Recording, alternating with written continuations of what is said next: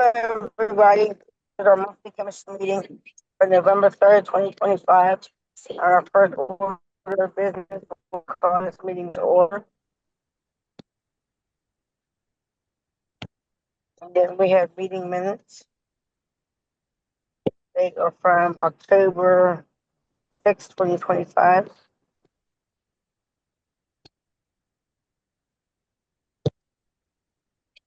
Oh, I can't see that. That's really small.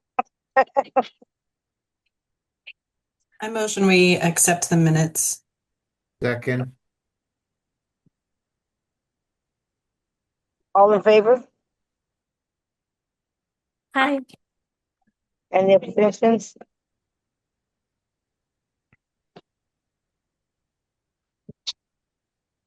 Meeting minutes adopted.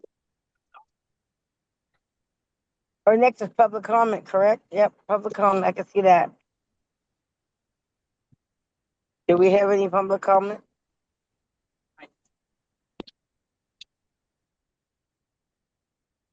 No? Anyone who's joined us, if you'd like to make public comment, you can accept now.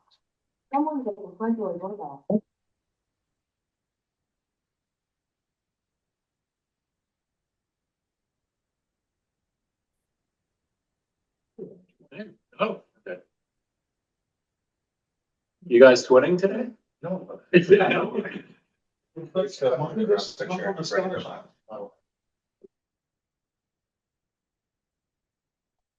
will encourage you to come in person, right? Yeah. Thank you. Thanks. Yep, thank you. All right. I'll show it. Is there any public comment in the room? I can't tell.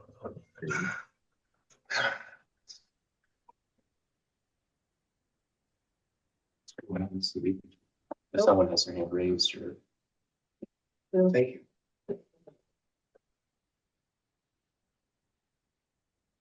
So can we move on to committees then?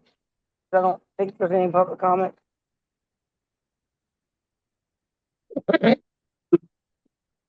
First one would be finance.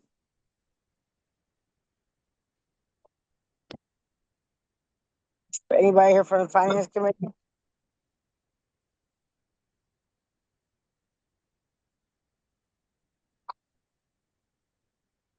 Anybody here for the personnel committee?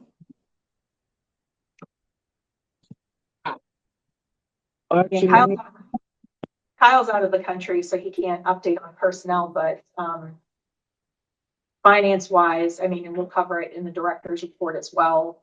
But we do have a date and time for our budget hearing with city council.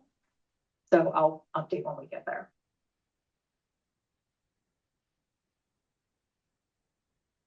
Moving right along, we are doing director's report, correct? Next, that would be Rachel. Take it away.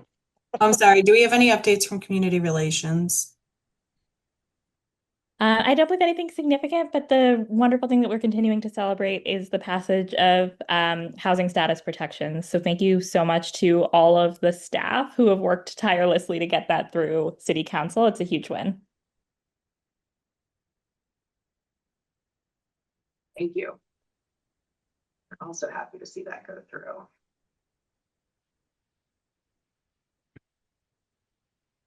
All right, community director's report, Rachel.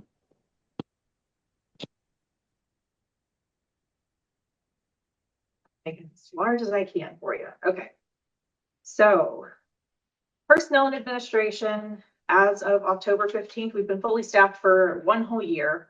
And that's not really a small thing. So I wanted to call that out and just say thank you to all the staff for continuing to work with us and be here, even though it gets really tough at times and it can be really draining, but everybody on this is doing what they can to serve the city. And I really appreciate that. So, hey, let's go for 2 years now, guys. As I mentioned, the departmental budget hearing at City Council is scheduled for 10 a.m. on Friday, November 14th. Now, I'm going to say that with keeping in mind that human resources is actually before us on the agenda. So it says 10 o'clock. I don't know how long human resources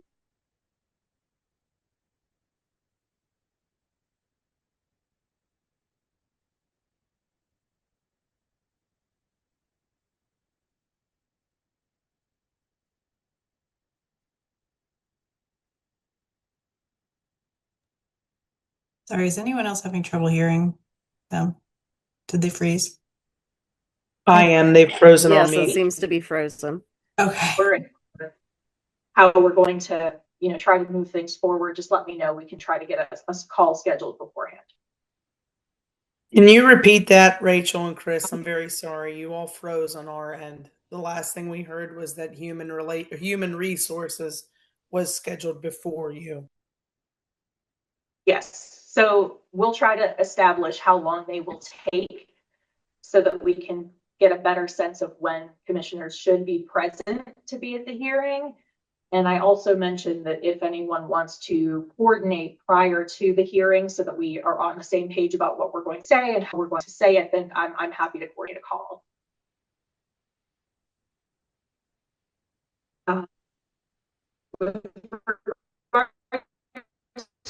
Our code updates. So this has been, final vote was supposed to be last week. I didn't have a chance to update this before the packet went out, but they actually held the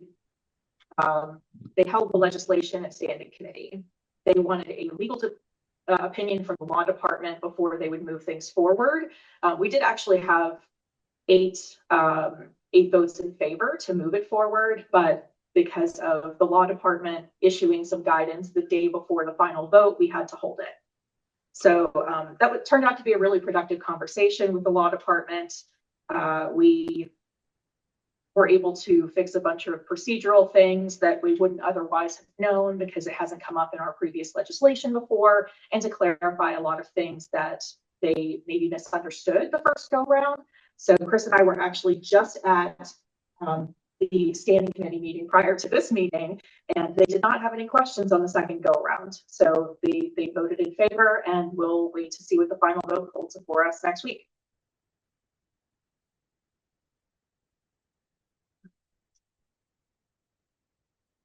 With our investigations, you can see the number of investigations has definitely gone up since our October meeting, and that's only a few, we're not even a full month away from that October meeting on October 6th. So, and part of that is the decrease in the intakes moving into investigations.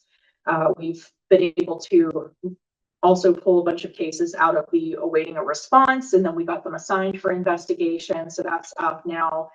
And the mandatory conciliations have been going well. We're starting to clear out a bunch of the older ones that have had some difficulty with reaching the parties or with getting people secured for an actual conciliation. So those are moving forward as well. We still have the 5 cases in court, although, well, I can update that in a minute, and then we have the 2 cases on the public hearing track. Again, reminder that public hearing that we have coming up in the near future is December 10th. So if anybody is interested in, watching what happens during a public hearing, just coming to be a participant, that would be great. And for any commissioners that are planning to be on that panel, I'm going to connect with you very soon so that we can have a refresher of how the public hearing process goes so that we can be ready. Compliance review is only seeing some 6 determinations today, but 2 of those are settlements. So we're still keeping the trend of having settlements on pretty much every compliance review that we've had this year. And the update on the Thomas versus UPMC McGee public hearing. So that was the case that went to appeal in the Court of Common Pleas, and we are negotiating settlement. We are very close to actually securing that now and being able to finally let go of this 2021 case. So I'm pretty happy about that. Are there any questions about the administration or the cases?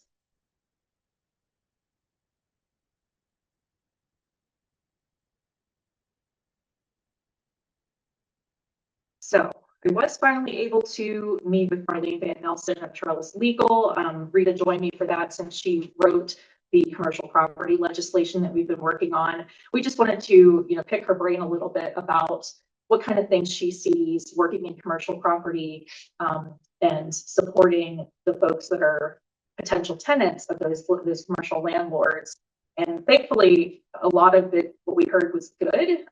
The folks that are actually making it to her and having her review agreements, there's not anything discriminatory in those agreements as far as she can tell after we were discussing what that might look like. And, we still have the potential for cases that are people that are not making it to the point of actually having something in their hand to review with her because of potential discrimination. So still an option, but we're going to look at some of the larger property managers in the city. Attorney Van Nelson does smaller landlords, maybe a couple of units. So we wanted to get a perspective from some of the larger property holders as well. I had a really productive conversation with Crystal McCormick Ware from Duquesne University. She had encountered us at the Eradicate Hate Summit and taken a lot of our materials to share with her human resources folks. And so we've been invited to conduct a workshop for one of their certificate programs. It's a 3-hour workshop. It's a really exciting opportunity for us to reach the students. And we're also, working with them to get connected. I have a meeting, I think it's next Monday, with the associate lead on their legal clinic at Duquesne Law School so that we can discuss collaboration there as well.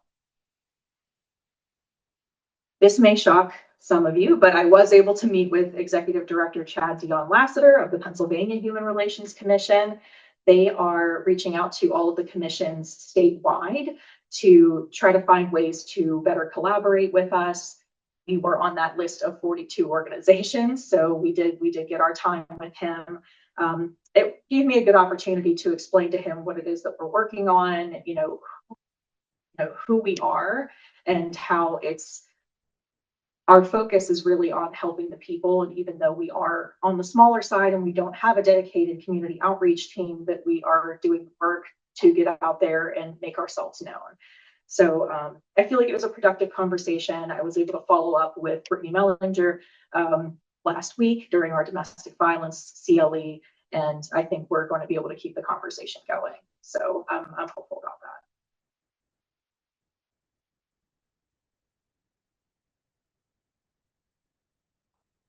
Education and outreach, not too much. We did have the IORA conference that several of us were able to attend. I wanted to point out that this is the International Association of Official Human Rights Agencies conference. It's the annual conference. It did have to be pushed back this year in a different location. They usually have close to 275 attendees. That's based on facts that I had from last year when we were talking about potentially taking on writing a proposal to host IORA. This year they had about 140 people, and 40 people above that had to cancel last minute due to the guidance from HUD that the training funding would not be applicable for IORA. So it's a shame that we had to, shortchange so many people, especially people that were willing to go the distance and actually go to Alaska to attend the meeting. But it was still pretty well attended. Everyone is still very mission oriented and willing to work collaboratively. So we've already had meetings with other folks in our Atlantic region. We've had folks with people just across the nation, really, about the housing status type of things. So it's still going. I'll be interested to see what next year looks like. I believe next year's IORA conference will be in Louisiana. We had a couple of tabling events for the University of Pittsburgh. So they had a housing resource fair rather than the panel of housing experts that they previously had. And I believe, just based on my talks with Chris and Dave, who attended that, they had a good turnout. So it's better that we have that kind of traction with the students instead of having it be at a set point in time and having them not be able to attend for whatever reason. And, a smaller attendance, we're not reaching as many people. They did tabling at Outfest as well.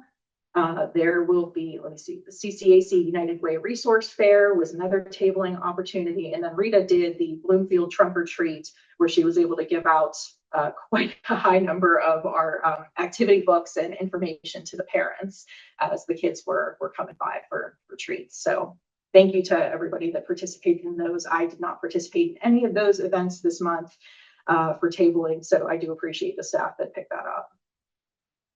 So good response for Thursday. The city county voting trick or treat. Oh, no, Yeah. you can, Just throwing that out there. We were there. yeah, this went out before that. But yeah, the city county building had a trick or treat set up in the CCB lobby as well. So Chris got to participate in that. Some of those departments went all out. I saw the decorations. Yeah, I said that we were just going for the happy to be invited trophy. So, because some of the departments really put a lot of effort into their tables. We had 6 pumpkin things that I put down. That was it. But you went and got the candy, and that was the Yeah, award. yeah. As I said, the happy to be invited award.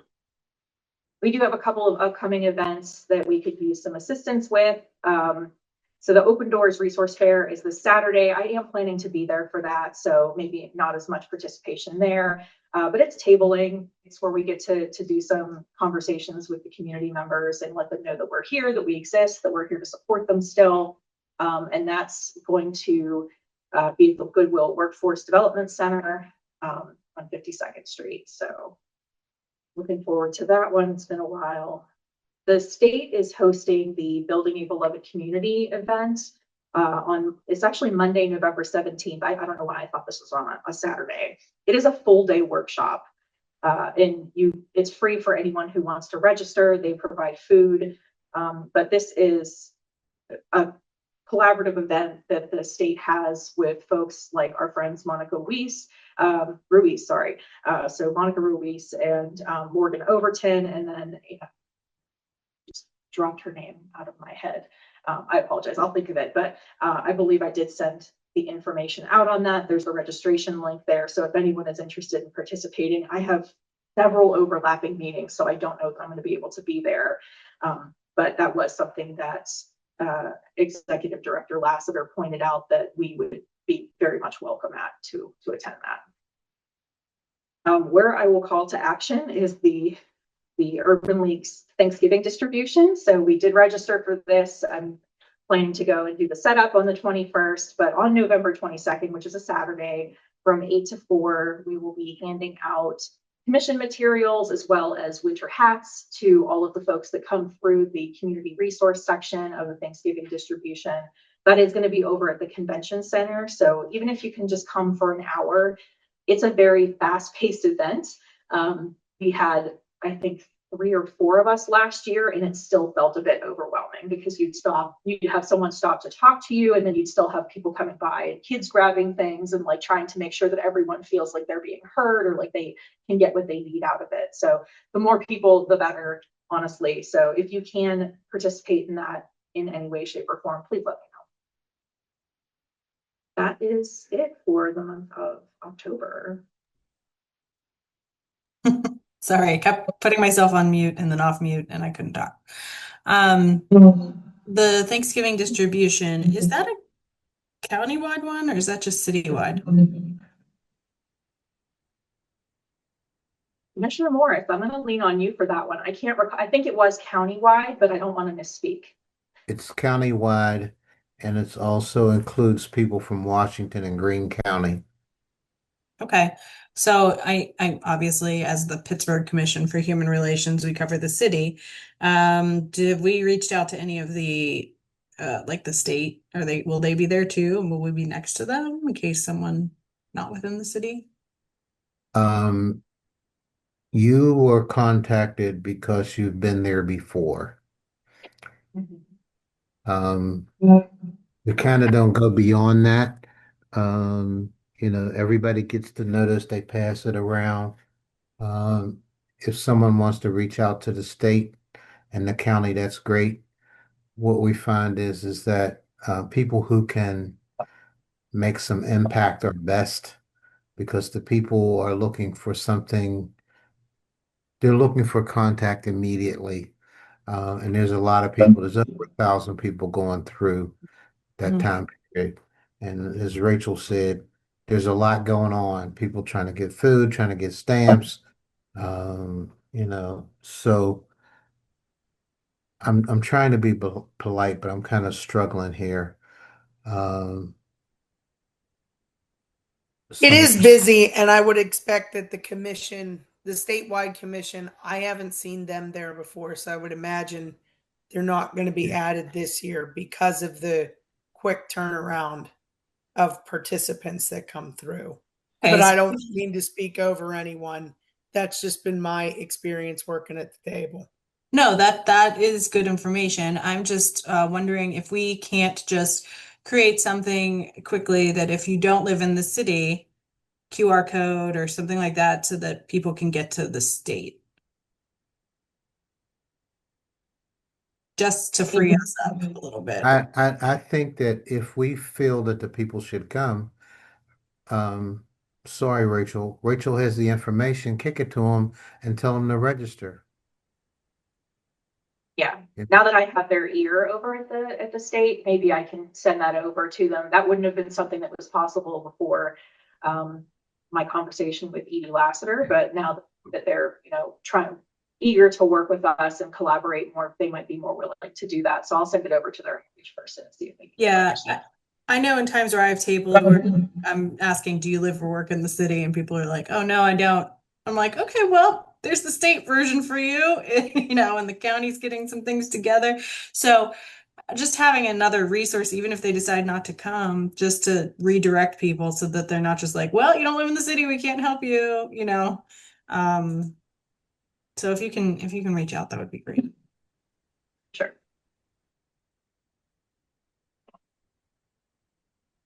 We have a presentation. What's that? So next. Yeah, presentation by Sarah Ross. I haven't seen her yet today, so let me see if I can find her.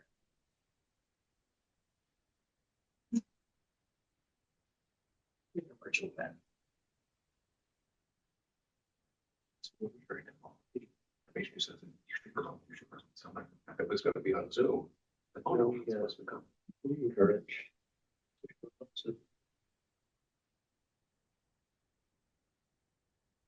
Do we want to move to new business until we can find Sarah? Yeah, we can.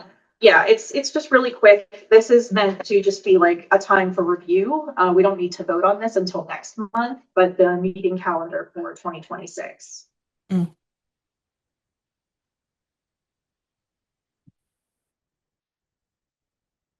Oh, I wanted to put it out to everybody. I think we actually need to move this one. It's in August. I didn't catch that on my first go around, but we usually have the August meeting closer to the middle of the month so that we can not have a September meeting and wrap up our case processing year for employment because everything is due by the end of September. So I'll move that. But does anyone else see any potential conflicts with the dates of the meetings that we have set right now?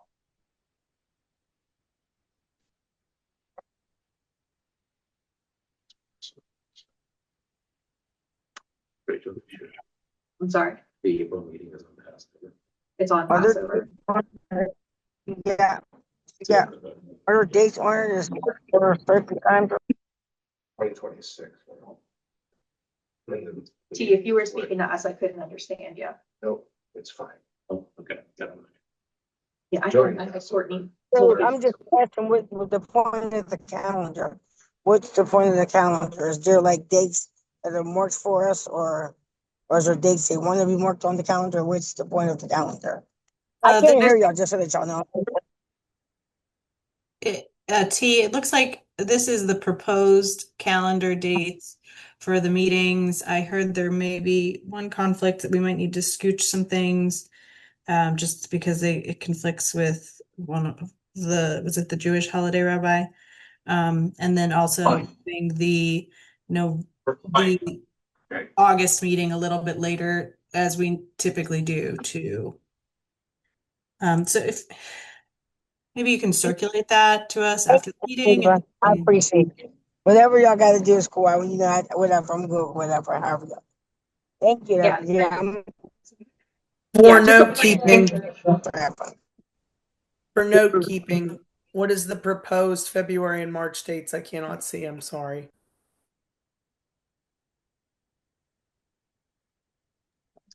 Many thanks. The second. Yeah, we as a body have to vote on our meeting calendar for the next year so that we can give people ample notice of when we will be holding our public meetings. Now, this is, the template that we use, but as you know, like if we have community focused meetings or meetings out like in a space like this, we can always rearrange the schedule as long as we're giving proper notice. And we do that with our legal notices, our social media, pretty much any way that we would normally communicate the meeting schedule to the public. Is it possible for the community relations to sort of discuss that at their next at our next meeting, and then see which ones might be a good, if there's anything that corresponds with, we can do those community meetings and then come back to it? Sure. Okay. Okay. I'll give me just a minute and I'll see where we're at.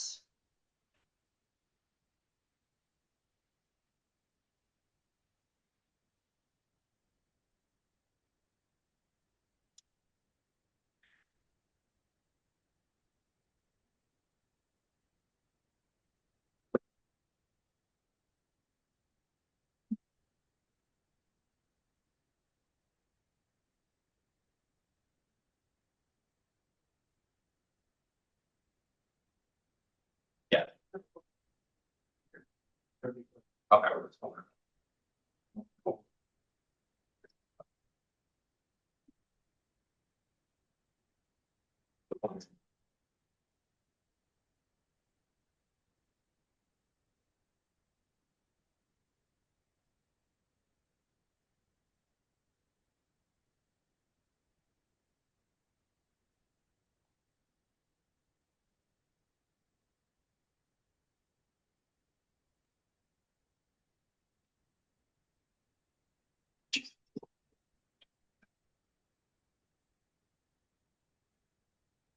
All right.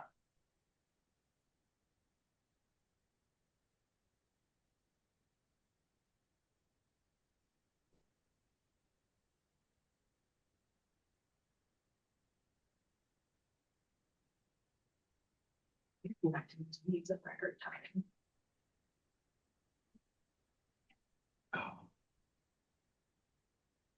Really gonna need everybody to stop sending me straight to voicemail. Quick shout out to Joel for setting up all of the technology today. Appreciate them so much. Yeah, this vibe space, but it's better than what we got. Well, I mean, so obvious, but yeah, that should not surprise anybody. yeah, I don't think I put that in there either, but our conference room did finally get Hey, the are you technology improvements that it was supposed to get for the last 2 years. So we do have a big screen on the wall now. We don't have to use the projector any longer. We've got built-in speakers and microphones, so it's pretty snazzy. Yeah.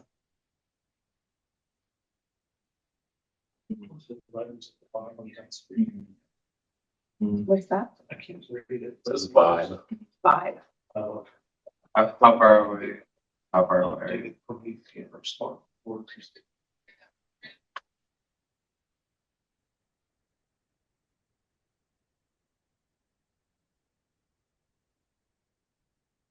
Yeah, back and forth. Okay. Still on director's report or we director's report? They were on their way, but they were dealing with a member who came to the wrong office. So I told them to turn around and join virtually. So they'll be joining momentarily. Something that was only. For any longtime denizens of the building, the CDC, Ms. Darlene Cash had a retirement party today. It was very, very, very well attended. We could actually hear the clapping because I went in briefly, just to say congratulations and give her a card that we got her and everything. Because I couldn't stay because of course it overlapped with what was supposed to be our comments to council, which ended up not happening anyway. But I went in there and I talked to Darlene and then I came back in, and when we were sitting in council chambers, we could hear the clapping in the mayor's conference room. It was that loud. So even through the partially soundproofed walls, we could hear it. So there was almost no room left in there for anything but the table. So very grateful to her. She was a long time, long time security guard at the building. So Yeah, unfortunately, we also had to sign a sympathy card today because our solicitor Falco Viscanti from MBM Law, his wife passed last week.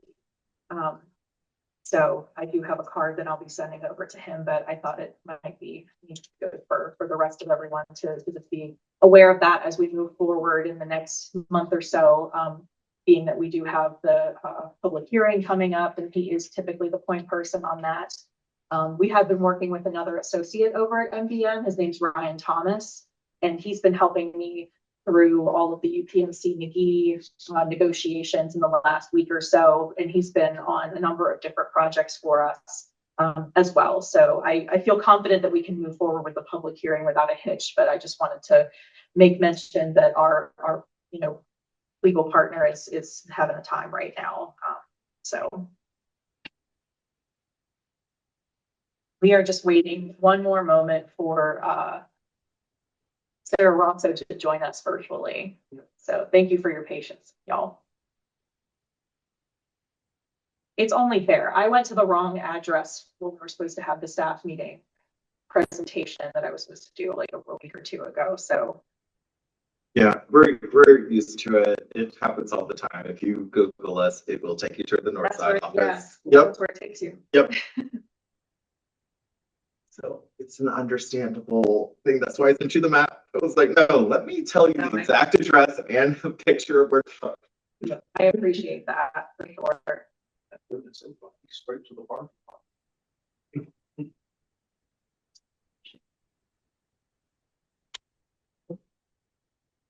there we go.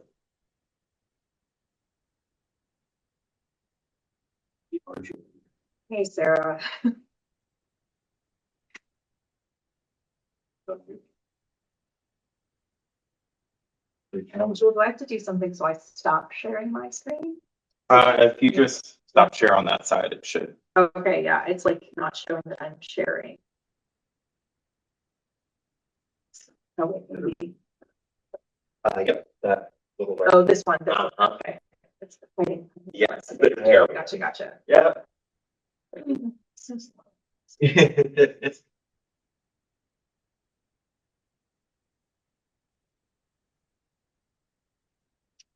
It's all to you, Sarah.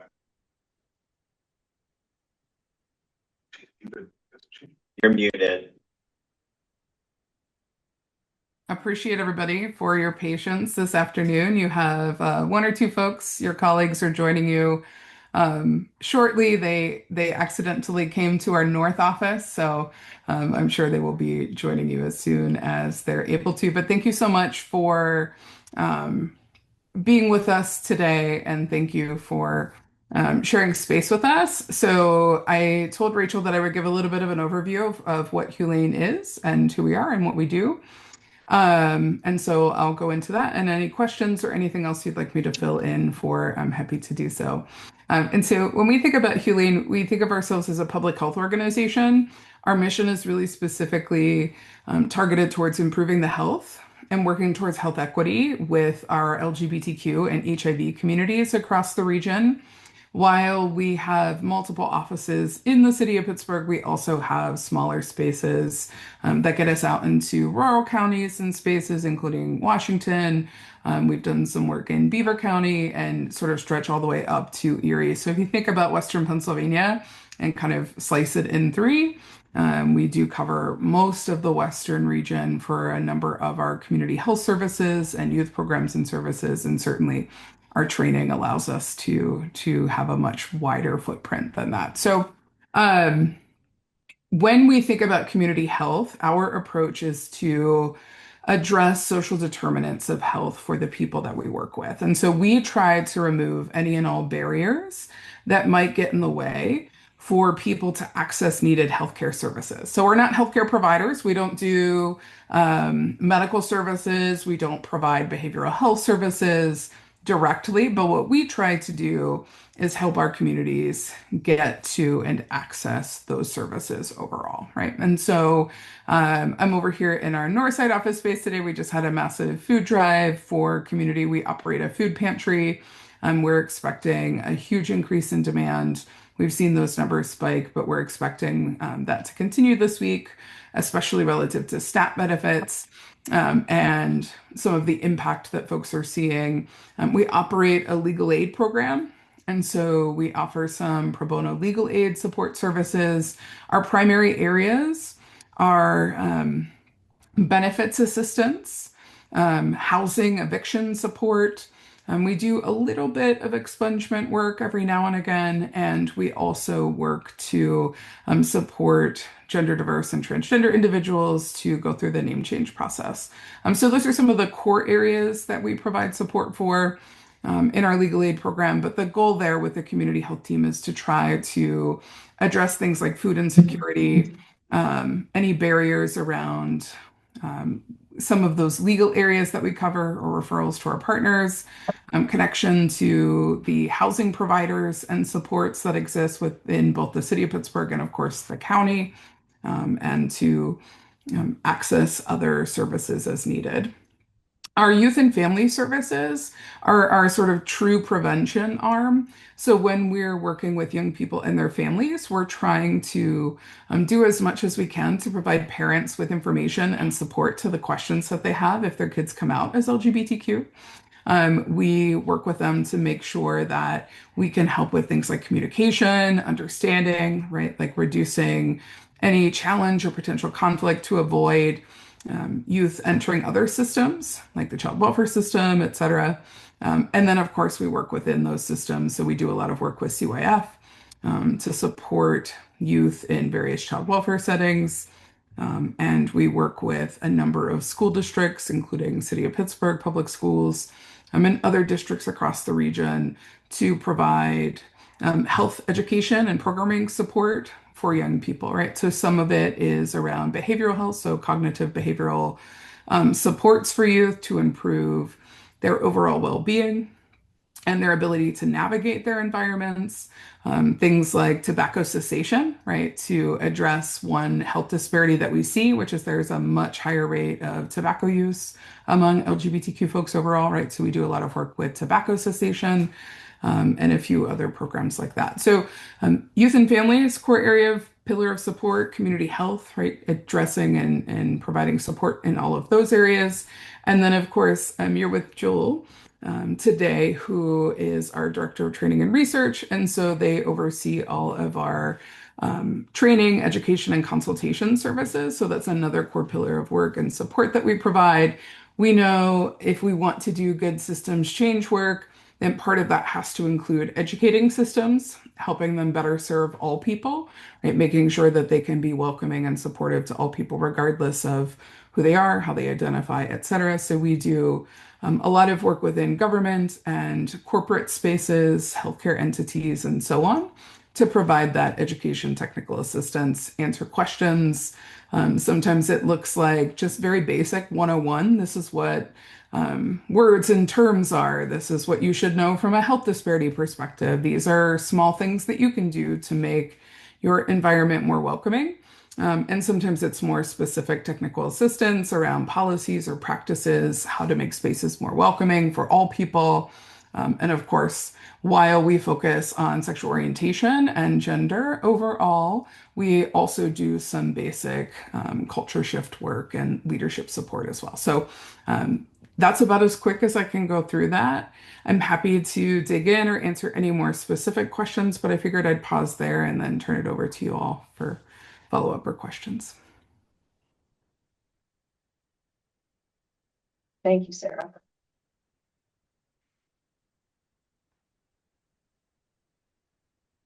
I have a question. Will it be heard? Yeah. I'm Rabbi Gibson. I'm one of the commissioners. Is there support for families who need medical care at UPMC in terms of transition? I just want to make sure I'm understanding your question. So support for families who had youth who are part of UPMC's gender clinic. Is that what you're asking? Yes, thank you. Yeah, so in terms of familial supports, we're not providing legal support for those families specifically. That falls outside the scope of our legal aid program or civil legal aid. But in terms of family support, in terms of helping them navigate other resources, reaching out to us to understand what other providers are still in the region, understanding where they can still go to access care, those types of supports for parents, absolutely, yes. And then social support, no legal. Thank you. Yeah. Thank you. Yeah, that was a good question, because I know there's a current legal challenge by the Pennsylvania Human Relations Commission, but I don't know where that's going to go. Considering they took it on the administrative level and didn't escalate it to the court level immediately. So we're a bit confused about that one, but it's good to know that you all are providing the supports for, alternatives for where folks can go if they need it, because that's something that we just did not have the information for and, couldn't provide that support. So. Yeah, for sure. In the current climate, of course, there are still medical providers that are offering support. The way that that operates and what that looks like in the current climate is, of course, a little bit different, but there are still referral resources that are available nearby in the region. So if folks need those supports, you're welcome to reach out to us, but you're also welcome to reach out to other folks as well within those systems of care. I don't know that UPMC is making any of those referrals specifically. I think they've said and made clear that they're not going to be making those referrals to other medical providers, but I know that, to my knowledge, I believe AHN still is. Thank you.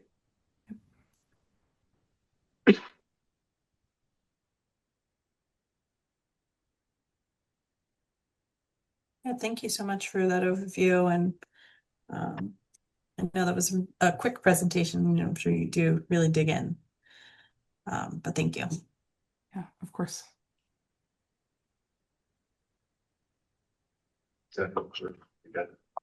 Yes. Can you get a motion to adjourn? Yeah, if there's nothing further for Dr. Rosso, then we can have a motion to adjourn the meeting. But Sarah, thank you again so much for coming on and adding to, the information that the commission can offer to other people when we can't provide the service directly ourselves. So it's really Yeah, valuable. absolutely. And if there are ways where we can be a partner with you, like I know we have the event coming up on the 12th, where we're sharing the Know Your Rights information, and trying to get that information to community. I think one of the things that I'm at least hopeful for in this initial conversation and overview of what we do is finding ways that we can align and work together. So I think that that presentation will be really helpful. I think it will also give you a sense of hearing directly from community what their concerns are, what's happening right now for them. And if there are any things that, maybe you're taking the lead on as the Commission on Human Relations or things that we can support for, we certainly make a lot of referrals to you where we have questions around housing or other supports that are necessary. But I think that that event on the 12th next week will be super helpful to sort of share a little bit more information with you from the individual perspective. And then from there, of course, if there's information that we can share about your work with our clients and communities, we're always happy to do so and share that information for sure. Yes, and for folks that are here physically, I'm happy to give you a quick tour after the meeting is over of the space and area. Thank you. Great. Thank you. Do we need to increase the number of activities that we engage with you around? Is that something that you've thought about, and something that you want us to ponder? I do think that that's helpful in this time. I know that while we do have a civil, like I know we keep going back to this, we do have a civil legal aid program. It's not going to hit all of the needs that folks within our communities have questions about or concerns about in terms of how rights or protections are evolving as things change. We know at a local level, we know within the city, there has been some work that you have been involved with and others have been involved with to increase protections overall to try to do that. I think communicating that to our communities is really important. I'm not sure how many people are aware of what that means and how far that goes, what the limitations may be. So hopefully that's information that can be shared more readily. But if you see other ways that engagement with LGBTQ folks in community can happen, like things that you can do or things that we can partner on, I would love to continue that conversation. I think we have a limited understanding in terms of what we can do. Like, certainly we know we can refer people to you if they have questions or concerns or complaints. We know we can do things like these Know Your Rights events. I can certainly always share more about the specific work that we do, but are we missing something? I think that's what you're trying to say a bit as well. But if there are other things that we can collaborate on, I would love to explore that further for sure. Thank you. Yeah, definitely. In the near future, we're working with some of the local agencies that do human rights work because we would really like to expand upon that, focus on how not just, how civil rights are human rights, but all of the human rights that are being impacted in the intersection with the work that we do. So I'll definitely be keeping y'all in mind for that.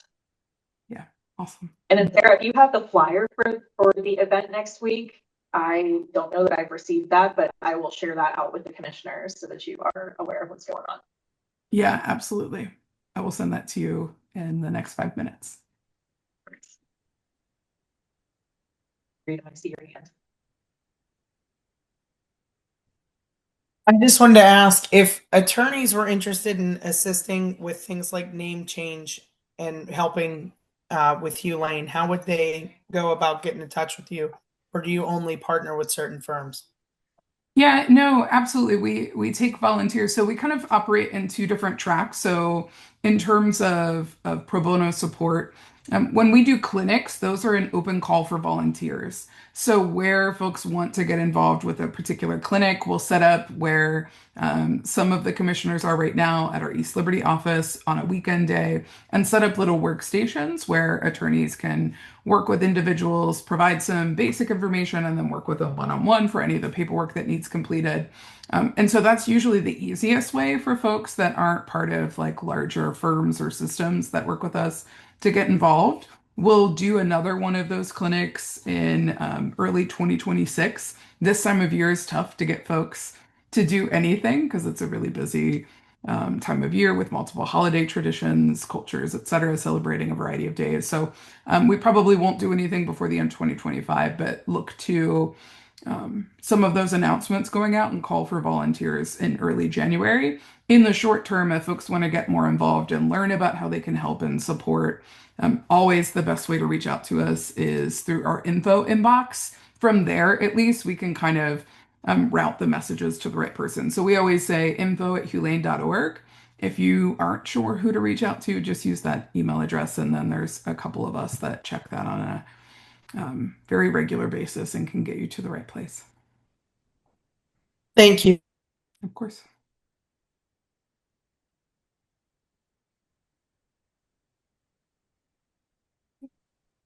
Thank you so much again, and for the use of the space as well. We do like to be able to come out in the community. I know that keeping the time the same makes it a little tougher for folks to get out, and I know that we had a number of people share the invitation and the change of location for the commission meeting, but it's still tough some days.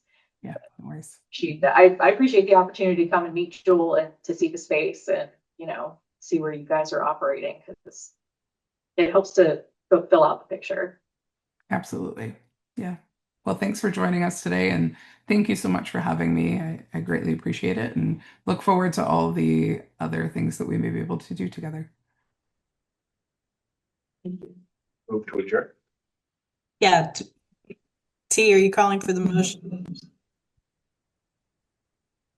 All right. I'm going to say that there was. Go ahead, T. All right, what you need?